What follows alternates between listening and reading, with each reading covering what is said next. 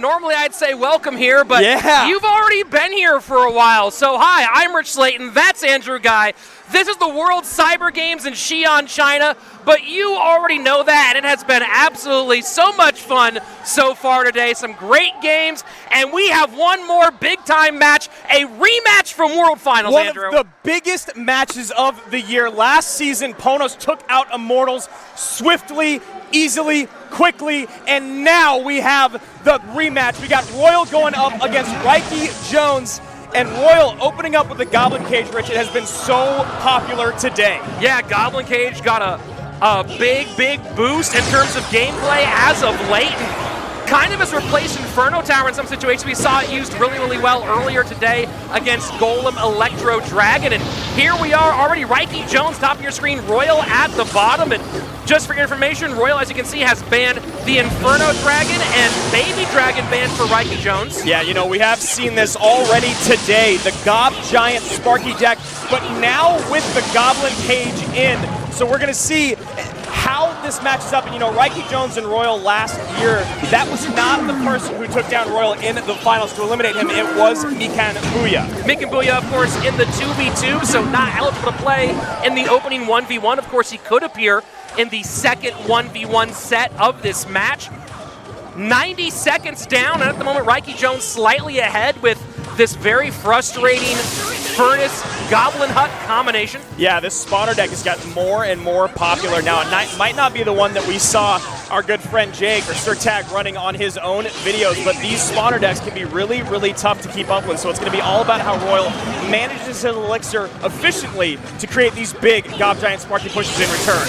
And a very unfortunate couple of Fire Spirits coming down on Royal's left-hand tower, down to 1598. Sparky's up. Keep in mind, Goblin Giant Sparky is, of course, a fantastic come-from-behind deck, Andrew. Yes, exactly. Usually, and you know, we've talked about this golden number many times before, keeping it above 1500 HP, getting into double elixir time, and that's exactly what Royal has done. And now Reiki Jones is going to feel the pressure. That lightning does clean up quite a lot, so now in the final 30 seconds of regulation, a good snowball E-Wiz combination takes care of that left-hand lane push.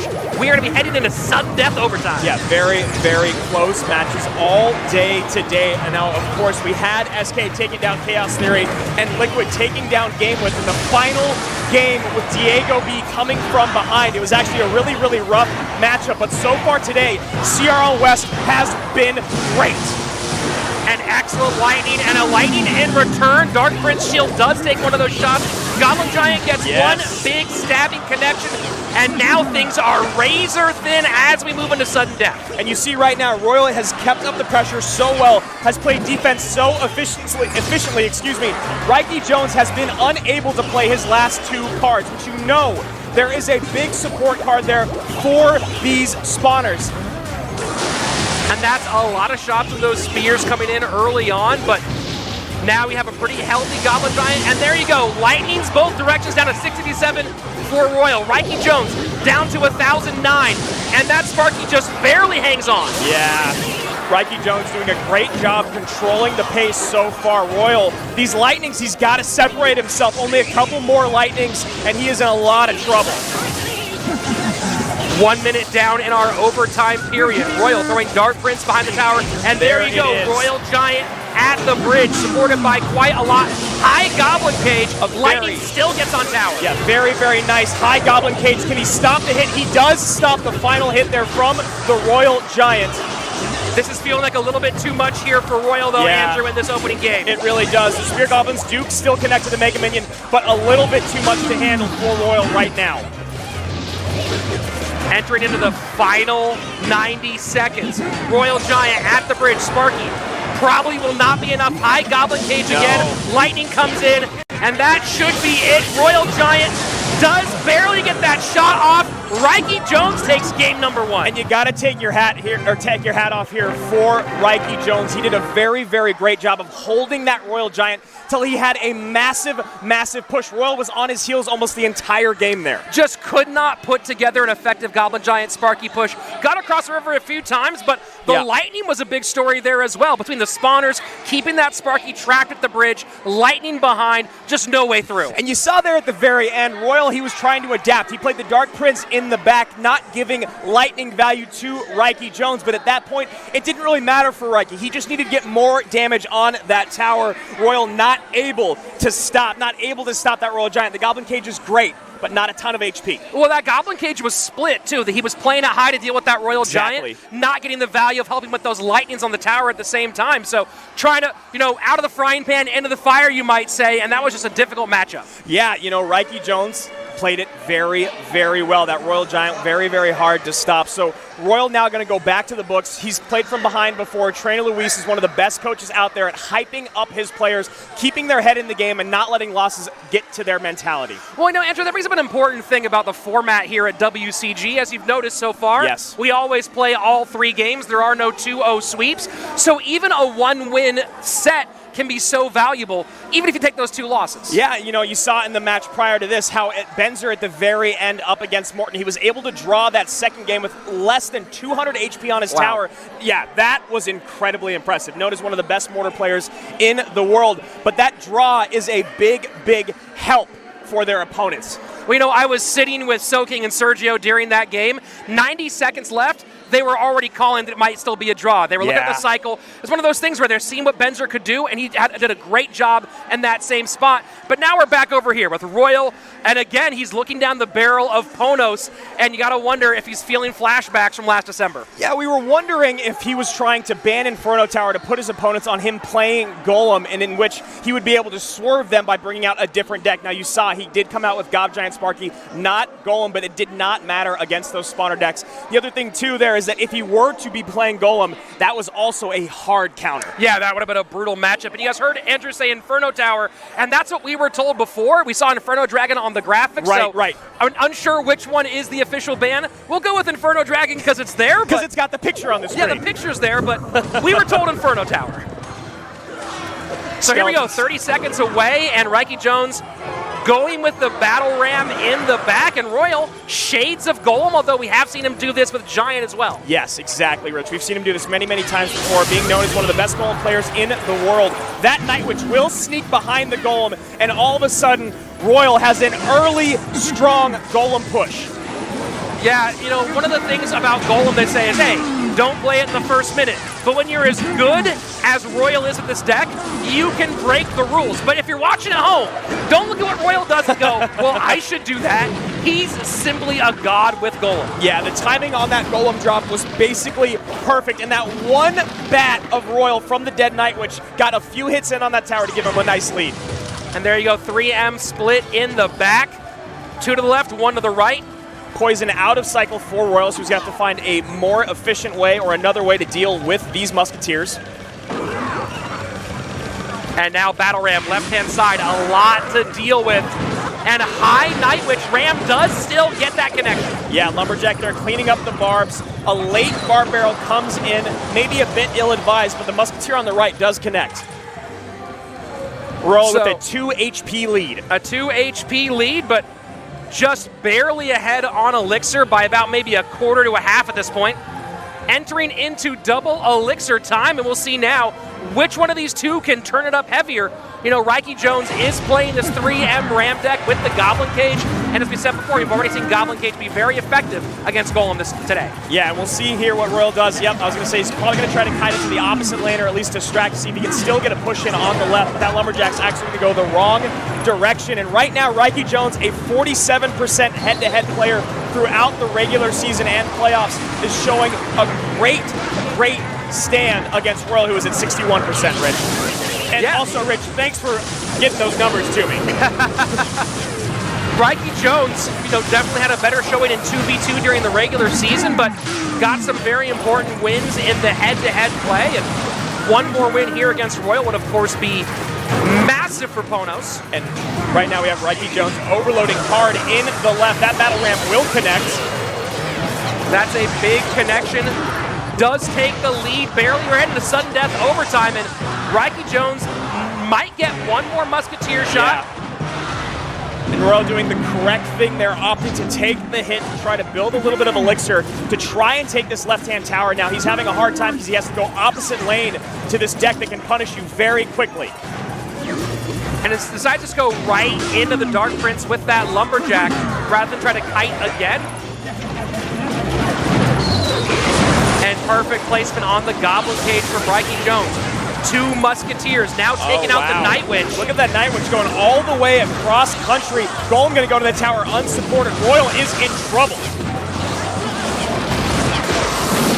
Goblin Brawler taking care of that Golem, and now pretty much everything that's ever existed coming down the left-hand lane for the Reiki Barbarians! Jones. The Barbarians being taken for the Dark Prince. This is going to be tower down. My God. Reiki Jones, 2 up, 2 down, 1 to go. Some very, very interesting interactions there on the map. Now, you saw the Night Witch going all the way to the right-hand side, being pulled by those Musketeers, and that left the left-hand side so vulnerable. Easy cleanup on defense and a massive counter push. And that's the return of 3 Musketeers, by the way. Yeah. Can be so frustrating. And, you know, Royal forced to play in 1 lane, and Reiki Jones saying, no, this is a 2-lane game. Yeah, I mean, he had such great ways to punish quickly, whether it was a Battle Ram, whether it was a Dark Prince, or whether he took that moment to split the 3 Musketeers in the back and then create a huge dual lane threat. You know, Andrew, that Dark Prince really is everywhere. On my flight here, a Dark Prince served me by Coca-Cola. Really? Yeah. Kind of a shocker, but, you know, he got it through.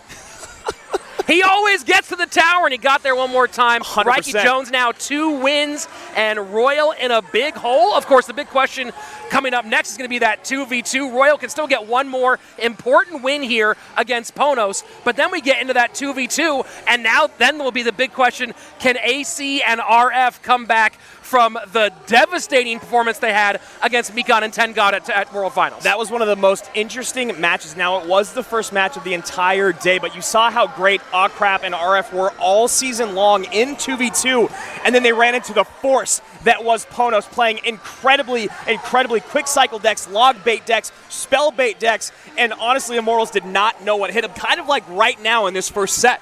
Yeah, and, you know, there were so many things that felt unpredictable to a certain way in that last game in particular for Royal. You know, they opened up pretty aggressive with that Golem in front of the Princess Tower. We were both a bit surprised by that. Certainly a bit surprised, but who are we to question Royal when it comes to playing Golem? There was, of course, last year playing against Royal Hogs when he baited out the Royal Hogs with a high Golem and went with the Fire Spirits on the right-hand side. So we'll see if he can get one back here, a very important game. Remember, these games do end up factoring into tiebreakers if that becomes important. Yeah, and honestly, it was a little bit aggressive from Royal, a little bit too aggressive from Royal. You saw the Golem Night Witch push, and then the Poison to follow up, and that was the moment that Reiki Jones saw the opening to start playing 3 Musketeers without Royal having a response. He was on his heels the entire second game.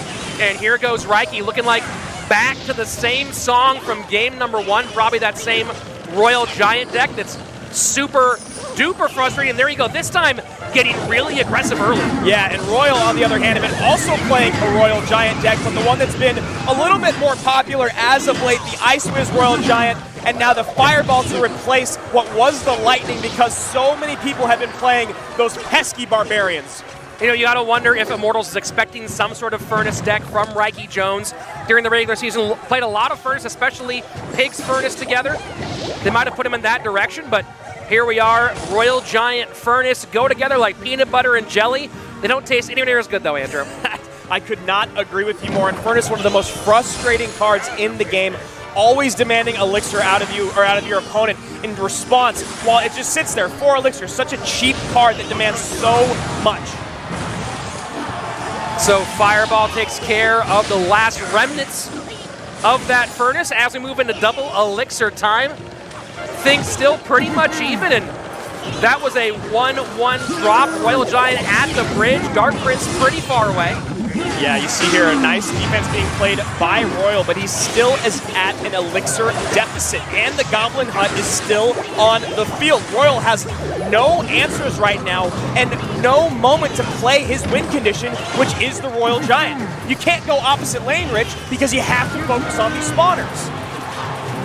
So much pressure, so much clogging in that left-hand lane. And Reiki Jones in a good spot. You see Royal already given the good game with 30 seconds left in regulation. And you know, I understand that they're pros. I understand that they recognize that they are in an unwinnable situation. But you hate to see the good game come out early, almost as you're kind of giving up. Yeah, it's pretty brutal. One more shot down from the Royal Giant. And again, the Barbs have been very frustrating for Royal so far. Of course, that one Barbarian snuck away and did so much damage earlier on. And we see it here one more time, even though still in the match at the moment, Royal in a big hole against Reiki Jones. Could have been a moment where he would have wished that he had Lightning in the deck instead of Fireball, but once again, there are those Barbarians. There is no response for Royal. This is just a great deck construction by PONOS.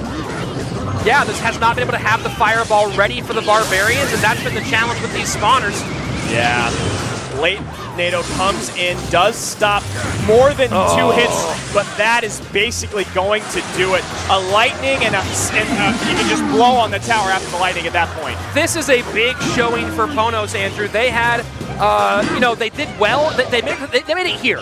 Yes. But they had a bit of a rough regular season. They were not dominant, kind of similar to how they were last season, where they made their way in, but they weren't the team the entire way through. Yes. And here you go, a really great performance. This has to do wonders for the confidence of the Japanese team. And you know, one thing you got to remember about Royal is that in the first season, he went 23-9 in games. In the second season, he only went 11-7. So not quite the same dominant performance that he had when it was CRL, NA, and EU as opposed to CRL West. So there you have, opening up a 3-game sweep by Reiki Jones. Only the second one of the day. We saw that 2v2 sweep by Morton and Sam just a little while ago. So a nice opening here for PONOS and a big start for their entire squad in China. And you know, this does so much to your team confidence-wise. It's already one of those things where you have the sour taste in your mouth from what PONOS did to you last season, and then to open up going 0-3 in the first set,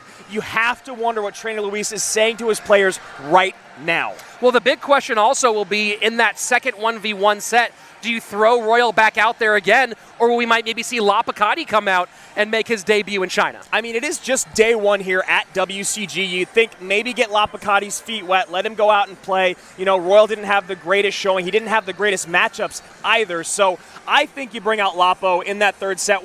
We all know who's coming out in the second. All right, we'll be back in just a moment with more Clash Royale from the World Cyber Games.